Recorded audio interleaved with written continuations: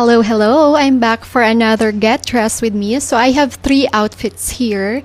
This is from Miss Teen's Pre-Love. So since I have live selling today, doon na lang ako naghanap ng mga isusuot ko for tonight's live selling. So let's try the first one. Look at this dress. Oh my! This is size medium from Zara. So here's the details at the back. Medyo malaki lang to for me because I am size XS in Zara. Meron siyang patali dito sa front. This one is linen. And ang ganda lang ng fabric niya. Very fresh katignan dito. So para siyang actually mga Zimmermann na type of dresses. Okay, and for the hair, parang mas okay siya na naka-ponytail ka dito. Look at this one. Diba? Para kang Cinderella, char. Cinderella. So, let's try outfit number 2. This is size medium, but it looks nice pa rin, even if you are size XS. Kasi guess what? Mas okay din actually yung mga loose type na jumpsuit. Super comfy. I have here this belt. Let's try this, ladies. Kung kaya talaga siya gawan ng paraan. So, dapat ganyan siya kung fitted ang belt ko. But my belt is malaki din. Malaki din siya, so it's okay. Pero ganyan yung fitting niya.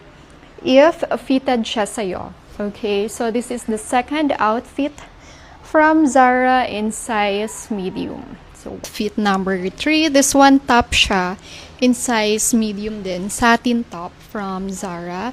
Alam niyo ba pag mga satin top, sobrang favorite ko din kasi kahit saan mo sila isuot, very classy and social talaga siya tignan, ladies. So I'm gonna pair this one with white skirt. So let's see. Gosh, look at this one. I think this is my outfit for today's live selling. Look. So, diba? Sobrang ganda and very elegant talaga siya tignan. Any bottoms will do. Okay bang naka-ponytail? Parang too formal naman, no? Pag naka-ponytail ako. Pero, wait.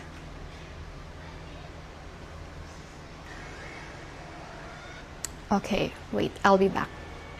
I used the pearl earrings kasi mas bagay siya dito. First, silver watch. So, what I do pag mga satin polo top talaga, hindi ko siya bino-button up. So, gusto ko pa rin siya na medyo may pagka-sexy details pa rin yung top natin.